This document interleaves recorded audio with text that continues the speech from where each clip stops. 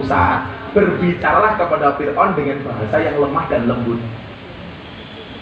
Pertanyaan saya sekarang begini, kalau Anda berbicara keras, mengkritik pemerintah dengan yang tidak sopan, tidak beradab, pertanyaan saya sederhana, apakah Presiden Jokowi itu lebih hina dibandingkan Fir'aun?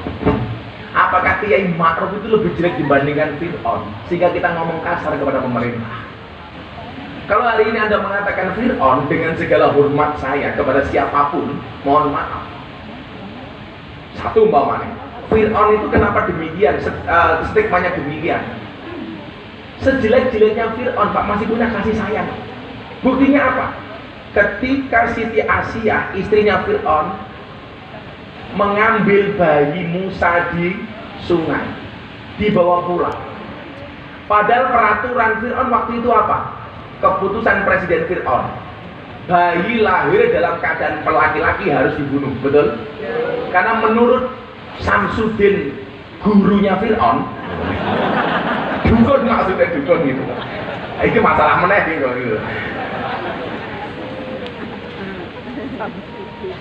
Fir'aun itu kan percaya dengan dukun. Lah, dukunnya bilang, kenapa bayi laki-laki harus kamu bunuh? Karena bayi laki-laki berpotensi menjadi kompetitor bagi kamu, maka bunuh. Maka kemudian ibunya Musa menghanyutkan Musa ke sungai dan ditemu oleh Siti Asia. Makanya Siti Asia itu adalah prototipe role model perempuan solehah mempunyai suami yang kejam, zalim. Makanya dalam Al-Quran itu, Pak, mohon maaf, ada 4 tipe keluarga. Yang pertama, suaminya soleh, istrinya nakal, Nabi Nuh. Yang kedua, tipe keluarga Fir'aun, suaminya nakal, istrinya solehah, Fir'aun. Yang ketiga, tipe keluarga Abu Lahab, suaminya nakal, istrinya nakal. Yang keempat, tipe keluarga Ibrahim, suaminya soleh, istrinya solehah. Kalau ibu-ibu kebumen, Anda pilih keluarga yang mana? Fir'aun, Abu Lahab, apa Ibrahim? Ibrahim. Dan subhanallah, Anda tahu Ibrahim istrinya 2.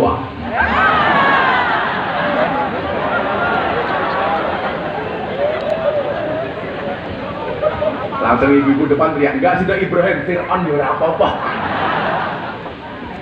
Maksud saya apa? Sekejam-kejamnya Fir'aun ketika melihat Siti Asia bawa bayi, Pak, mau dibunuh sama Fir'aun, bunuh, dia bayi laki-laki. Siti Asia bilang, Mas, ojo mempateni. Kan peraturannya bayi yang kamu bunuh itu bayi yang kamu cari. Nah, ini bayi datang sendiri. Fir'aun manut, Pak, sama Siti Asia. Maka sejarah mencatat sejak saat itulah laki-laki kalah sama perempuan, Pak, gitu. Gara-gara Siti Asia menundukkan Siti Fir'aun, sejarah mencatat sejak saat itu, Pak Rektor, laki-laki tunduk sama perempuan. Makanya nggak ada cerita laki-laki menang sama perempuan. Pak polisi pangkatnya kompol, lah neng kantor galak, neng omah kadang bojone kik mbak. Wong wedok dilawan. Sak pinter-pintere Pak Rektor dikit tak bojone goblok dadak tak kandhani. Aku curhat matamu curhat. Nah, artinya apa? Ada sekalian, yang perlu kita pahami adalah dibutuhkannya pemahaman yang baik dan benar, baik di dalam beragama maupun berbangsa. Kalau kita ngomong soal radikalisme, salah satu pintu masuk radikalisme menurut Gus Miftah adalah kebencian yang berlebih kepada pemimpin. Karena ketika seseorang itu benci kepada pemimpin, otomatis dia membenci produk hukum dan keputusannya. Dengan seolah-olah mengatakan presidennya anti-Islam, presidennya tidak pro rakyat, dan lain sebagainya. Presidennya anti kritik, kalau kritik di penjara. Coba kita lihat.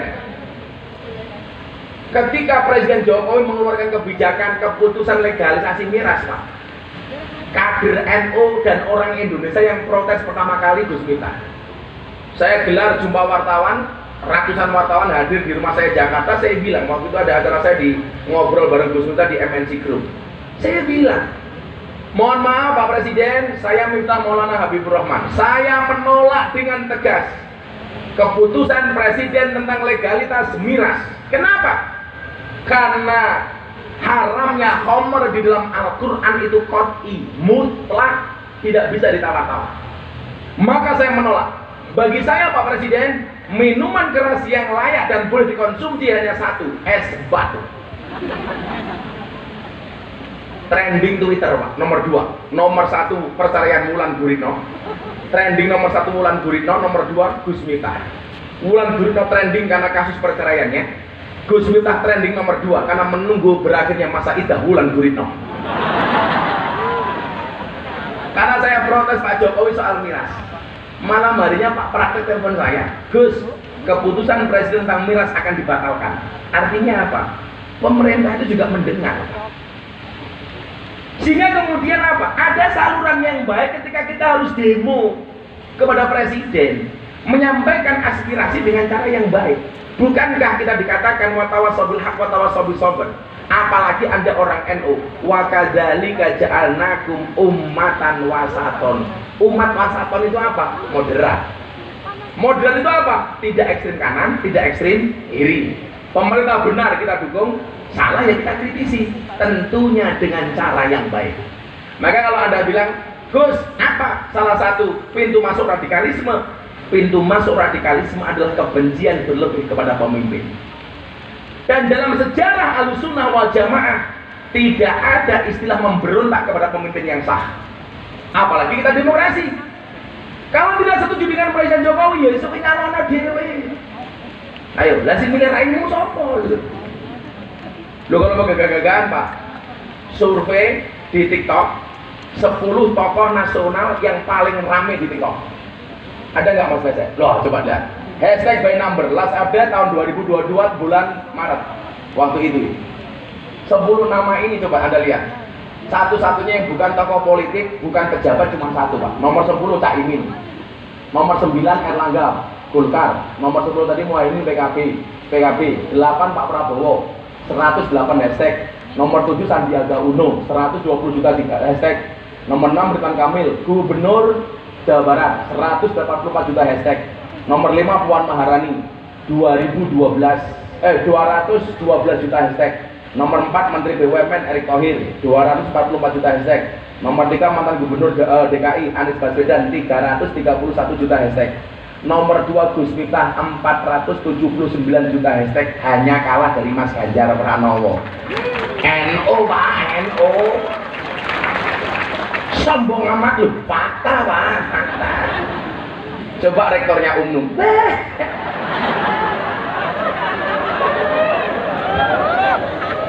Gak, maksud saya Ben Mahesa ini semangat NU ya iso gitu. Artinya apa? Jangan sampai kampus-kampus NU Pak Rektor terpapar paham-paham seperti itu. Kewajiban kita bersama untuk menjaganya. Jangan sampai ada paham radikalisme, intoleransi. Salah satu ciri-cirinya adalah benci kepada agama lain secara berlebih. Makanya kalau Anda lihat, coba ditampilkan ceramah saya di gereja Mas. Bagaimana kemudian saya dibully habis-habisan gara-gara saya ceramah di gereja. Nah ini dulu di 2021, kamu menggenggam salib. Di saat aku beribadah ke Istiqlal, namun engkau ke katedral. Di saat biomu tertulis Allah Subhanahu wa Ta'ala dan biomu tertulis Yesus Kristus. Di saat aku mengucap Assalamualaikum dan kamu mengucap salam. Di saat aku mengejak Al-Quran dan kamu mengejak Alkitab. Kita berbeda saat memanggil nama Tuhan. Tentang aku yang menengadahkan tangan dan kau yang melipatkan tangan saat berdoa. Aku, kamu, kita. Bukan Istiqlal dan katedral yang ditakdirkan berdiri berhadapan dengan perbedaan namun tetap harmonis. Andai saja mereka memiliki nyawa, apa tidak mungkin mereka saling mencintai dan menghormati antara satu dan yang lainnya. Terima kasih. Assalamualaikum warahmatullahi wabarakatuh. Yang bisa gini Mas, cuma orang Ahlussunnah. Saya dibilang kafir, ora masalah, sahadat meneh. Soal. Saya kemarin Pak, acara sebelum Natal di Bojonegoro, saya mengucapkan selamat Natal. Selamat Natal kepada sahabat-sahabat saya Kristiani. Rayakanlah Natalmu dengan sukacita dan bahagia, sebagaimana aku Muslim merayakan Idul Fitri dengan sukacita dan bahagia. Orang bilang, Miftah jadi Kristen. Alah sopo sing kondo mengucapkan Natal jadi Kristen. Buktinya 10 November saya mengucapkan Hari Pahlawan juga tidak jadi Avenger. Ngobrol. Kok gampang banget mengafirkan orang gitu.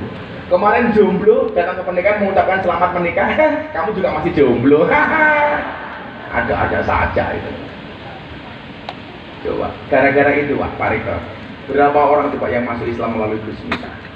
Saya ceramah di gereja, seminggu kemudian satu keluarga ateis dari Belanda masuk Islam, satu keluarga dari Amerika masuk Islam ateis.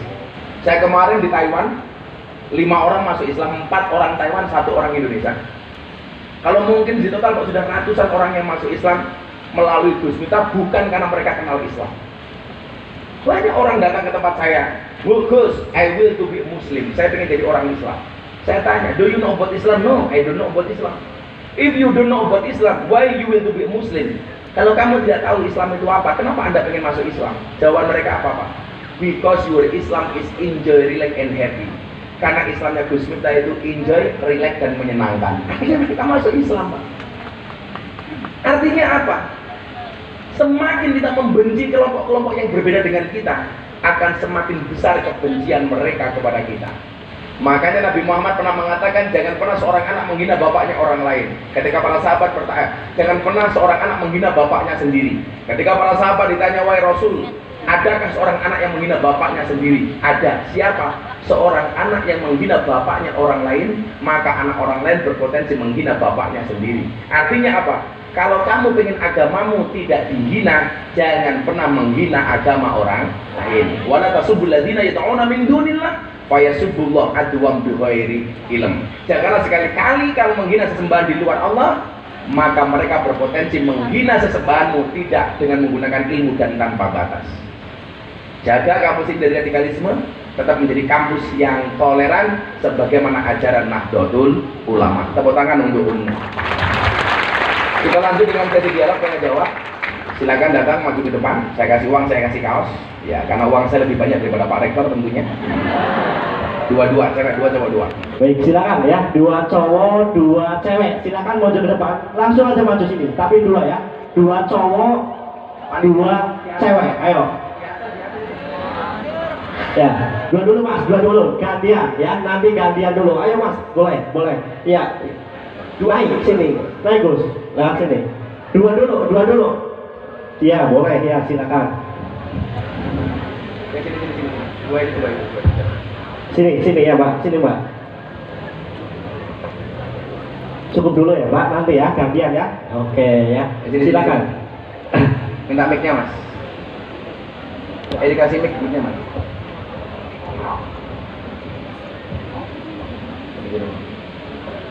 Ini enggak sih. Senengnya siapa? Kenalan. Alah, dikatakan kau jangan masjid baik. Assalamualaikum warahmatullahi wabarakatuh. Waalaikumsalam. Perkenalkan, nama saya Hilmi Wahyuryadi. Panggilannya? Panggilan Hilmi. Fakultas Teknik Prodi Teknik Informatika. Cucu cita-citanya pengen jadi apa? Coba ya. Pengusaha Gus. Oh, pengusaha apa? Pengusaha sukses. Wah, lain dalam bidang apa? Dalam bidang teknologi Gus. Oh, teknologi. Yes, minimal jadi pengusaha fitting lah.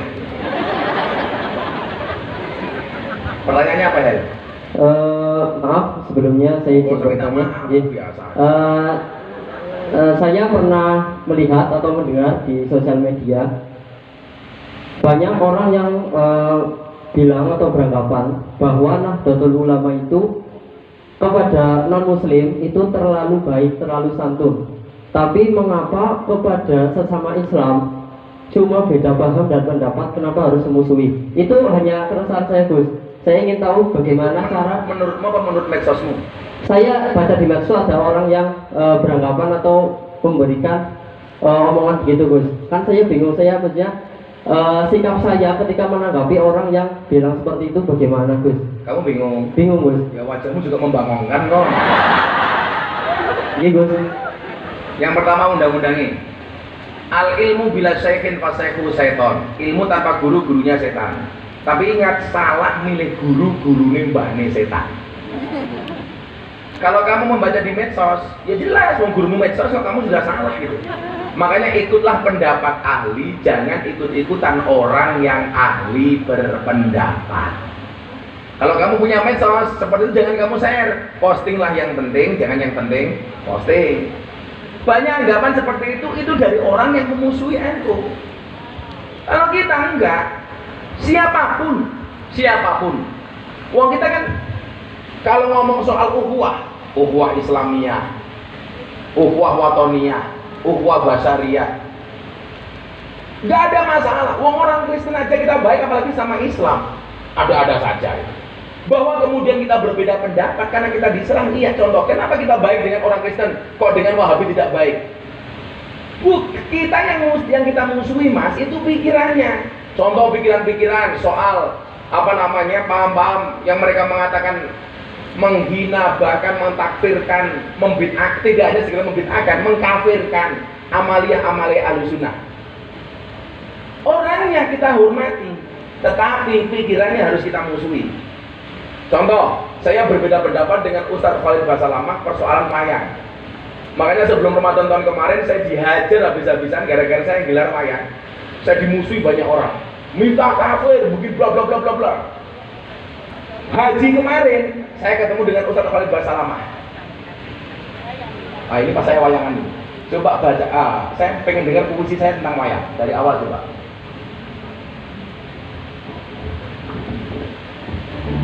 Ulangi Biro Wilir sang gedek sinogo bajul.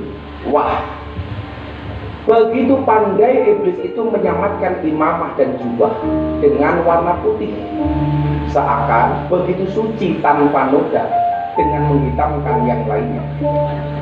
Haruskah kuda lumping diganti dengan unta lumping? Atau haruskah gamelan diganti dengan rebana, pohon kelapa diganti dengan pohon kurma? Dan haruskah nama Nabi Sulaiman diganti karena mirip kata-kata Jawa?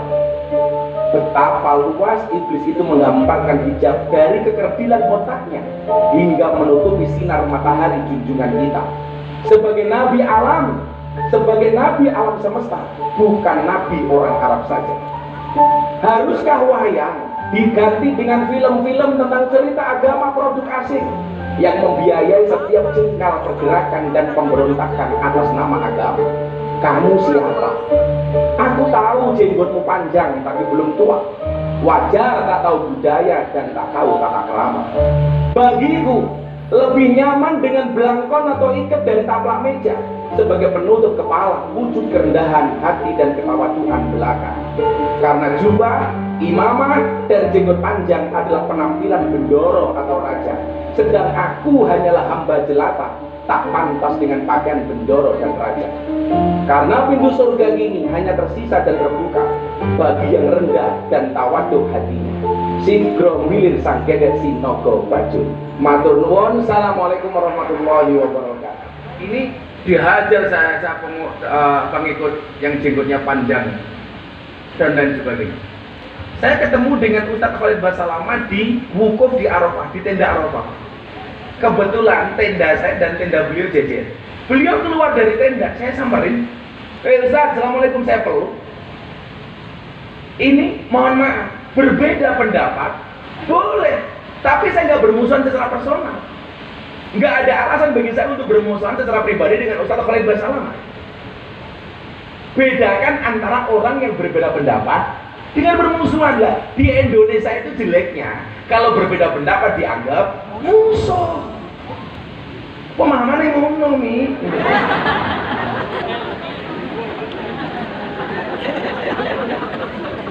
Jangan sampai kamu terframing kita bisa baik dengan orang non-Islam, tapi nggak baik dengan orang Islam. Yang kita musuhi itu pokok pikirannya. Contoh ketika beliau mengatakan bunga, mohon maaf, pajak itu haram. Lah pajak itu bener diharam, kira polisi nguntal apa mi? Polisi gaji dari pajak. Lah pegawai negeri kan mangan apa mi? Gitu. Sehingga kemudian kita boleh berbeda pendapat dengan mereka, tapi jangan sampai membuat konfrontasi personal dengan mereka. Jadi anggapan yang mengatakan orang NU baik sama orang non-Islam, sementara bermusuhan dengan sesama Islam, itu salah. Bahwa berbeda pendapat itu boleh. Maka saya nggak setuju ketika Ustadz Khalid Basalamah ketika dia mengharamkan wayang mau dilaporkan polisi. Saya nggak setuju. Sama halnya ketika orang NU berbeda pendapat dengan orang Muhammadiyah tentang perbedaan hukum merokok umpamanya. Muhammadiyah haram, NU makruh. Kenapa Muhammadiyah mengharamkan rokok? Ya karena peringatan pemerintah tentang bahaya merokok itu hanya ditujukan kepada orang Muhammadiyah. Peringatan pemerintah, rokok itu membunuhmu, bukan membunuhmu. Membunuhmu, Muhammadiyah. Makanya orang Muhammadiyah khawatir, Pak. Maka saya bilang besok orang NU sama Muhammadiyah mungkin masuk surganya duluan orang NU. Kenapa? Karena imannya orang NU lebih kuat dibandingkan Muhammadiyah. Buktinya apa? Orang Muhammadiyah mengharamkan rokok karena takut dengan peringatan pemerintah rokok itu membunuhmu. Lah orang NU nggak takut dengan peringatan pemerintah. Bagi orang NU yang membunuh bukan rokok, tapi malaikat Israil alaihi salam. Ngono mi. Kok keting aku. Mas Mengge di sini. Paham ra? Paham ora? Saya perkenalkan, nama saya Muhammad Azmerul Marif. Siapa sini? Muhammad Azmerul Marif. Muhammad Azmi. Kok Azmi pada kayak ini saya ini? Azmer. Azmer. Oh, panggilannya Azmer gitu. Iya, Bu. Wajahnya tidak sebagus namanya ya. Kamu fakultas apa nih? Fakultas sama Teknik Informatika. Oh, informatika.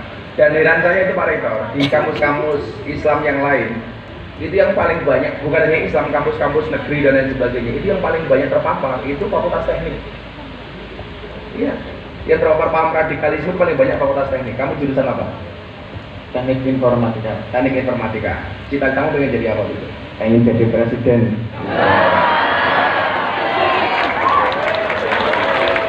Minimal Gus Miftah kalau presiden para pendosa. Ya apa boleh. Kamu kalau orang mengatakan ini, kalau ada orang mengatakan mimpimu terlalu besar, katakan kepada mereka, bukan mimpiku yang terlalu besar, tapi pikiranmu yang terlalu kecil. Ya. Hiduplah dalam mimpi, bermimpilah dalam hidup, jangan hidup dalam mimpi. Ini kumismu terkerok jijik. Apa merek pertanyaannya? Ya, saya ingin bertanya, bagaimana cara kita supaya tidak terseret, bahkan kita bisa menarik ketika kita bergaul dengan orang-orang yang mungkin perbuatannya kurang baik. Mungkin itu. Bagaimana cara kita supaya tidak terseret ke dalam perbuatan yang tidak baik ketika kita bergaul dengan... Kalau kamu kan tidak terseret tapi menyeretkan diri persoalannya. Saya tidak sama Amer ya Mer. Gus Miftah itu ngaji di lokalisasi sudah 22 tahun. Di klub malam 18 tahun. Dan alhamdulillah saya bisa menempatkan diri saya dengan baik. Kenapa kalau saya sampai dapat julukan, saya tulis di mobil itu, mobil sumbangan, mobil bukan sumbangan, mobil yang saya dapat dari endorse saya. Karena kebetulan saya brand ambassador MS Glow. Apa gue? Itu di situ ditulis sama anak-anak MS Glow, presiden para pendosa. Karena mohon maaf, saya masuk ke klub malam tidak untuk senang-senang, tapi untuk memberikan kesadaran pada mereka yang bersenang-senang. Ayo contoh Pak, ini keren banget sih. Saya mau menampilkan fotonya, saya khawatir Pak Rektor matanya nggak terpejam. Jadi ada Purel. Jadi tolong Anda bedakannya, lagu yang lagi viral itu Purel. Purel itu bukan PSK Pak. Purel itu LC, Ladies Skirt. Ladies Skirt itu kalau bahasa di Bandungan namanya PK, pemandu karaoke. Kalau di Pantura namanya PL, pemilih lagu. Lah Purel itu kepanjangannya perempuan rela diusel-usel. Mereka kerjanya di puskesmas, pusat kesenangan mas-mas. Mereka lagi menggubur kayak gitu. Tapi itu bukan PSK, bukan begenggek, bukan telembok, bukan. Nah, ada Purel di Kalimantan, Pak, Kalimantan Selatan, di Banjarmasin. Dia ngefans banget sama saya. Di atas payudaranya ditato Gus Miftah. Saya dikirim fotonya, wah. Akhirnya ownernya video call saya, Gus boleh nggak video call? Ini saya baru sama Purel yang ngefans sama Gus Miftah, video call. Ternyata benar, Begitu saya video call, ya Allah, di atas payudaranya ini ada tato Gus Miftah. Saya tanya, Dek, kenapa dada kamu tato Gus Miftah? Kan dulu saya LCD Bose Jogja Gus. Dulu Gus Miftah pernah pengajian dan mengatakan begini, seseorang itu besok di hari kiamat akan dikumpulkan bersama orang-orang yang dicintainya. Iya. Loh, itu kan hadis, almaru ma'aman ahbabta, yusarul mar'u ma'aman ahabba, al arwah junudum mujannah, kira-kira begitu. Lah, saya pengen Gus, semaksiat-maksiatnya saya besok di akhirat dikumpulkan bersama Gus Miftah. Saya bilang, tatomu itu bagus Nduk, tapi salahnya satu, apa? Kurang turun dikit tadi.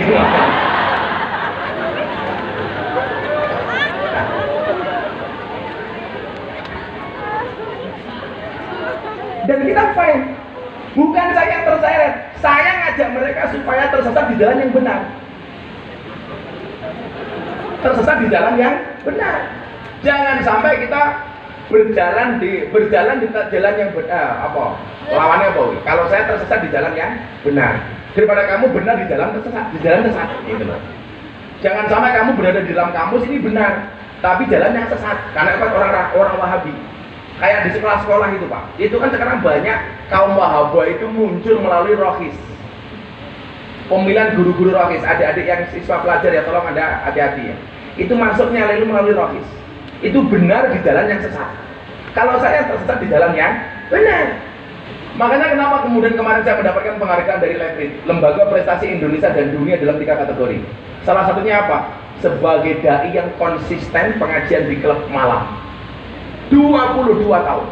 Nah, saya mendapatkan 3 penghargaan. Yang kedua, penghargaan saya sebagai apa? Sebagai selebritis yang paling banyak wajahnya dilukis di bokong truk. Ah, ini Pak Rektor ini coba lihat. Ini ratusan truk gambarnya wajah saya. Bahkan ada yang mobil tangki sedot WC. Lah itu orang.